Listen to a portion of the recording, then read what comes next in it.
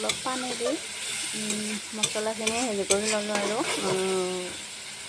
Mix কৰি লৈছোঁ। ইয়াতে গৰম মছলা, মিট মছলা, অকণমান ৰেড চিলি দিছোঁ। মছলাটো ভালদৰে ইয়াতে সিজাই ল'ম।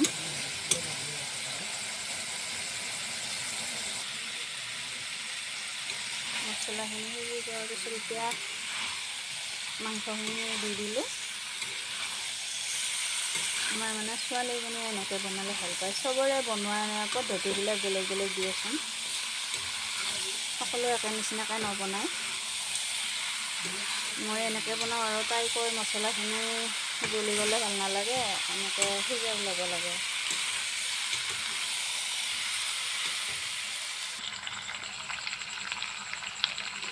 ইয়াতে নিমখ আৰু আলুখিনি দি দিলোঁ। নিমখ আলুখিনি দিয়াতে মই ভিডিঅ'টো কৰিব নহ'ল, দি লাৰি আছোঁ ধুনীয়াকৈ। তেল ওলোৱা নাই দেখিছেনে? কিছুমানে ধৰ গাহৰি বনালে বহুত তেল ওলাই, কেৰাহী ভৰ্তি হৈ যায়। বইল কৰি লোৱাৰ কাৰণে আৰু তেল নিদিয়াৰ কাৰণে মানে গাহৰিটো তেল ওলোৱা নাই। তেল নোলালে খাই ভাল লাগে, তেল ওলালে মানে খাই ভাল নালাগে। তেল তেল লাগি যায়, গলত কিবা লাগি যায়। ইয়াতে তাত এতিয়া দি দিম মেষ্টা টেঙাৰ পাতখিনি। আপোনালোকে মেষ্টা টেঙাৰ পাত দি কিনে এনেকৈ গাহৰি মাংস বনাই খায়নে? জনাবচোন কোনে কেনেকৈ খায়। সকলোৰে ৰন্ধাবিলাক বেলেগ বেলেগ দিয়াচোন। এতিয়া তাতে আৰু এটা বস্তু দিলোঁ। এইখিনি কি দেখিছেনে? এইখিনি হৈছে বাঁহগাজ। গাহৰি মাংসত বাঁহগাজ দিলে গোন্ধটো ধুনীয়া হয় আৰু খায়ো ভাল লাগে।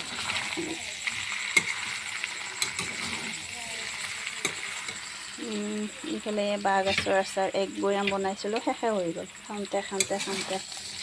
এতিয়া ভাজি হৈ গ'ল। ইয়াতে বহুত পানী নাইতো, অলপ দিম গ্ৰেভি টাইপ কৰিম। সেয়া দেখিছেনে কিমান কমকৈ পানী দিছোঁ?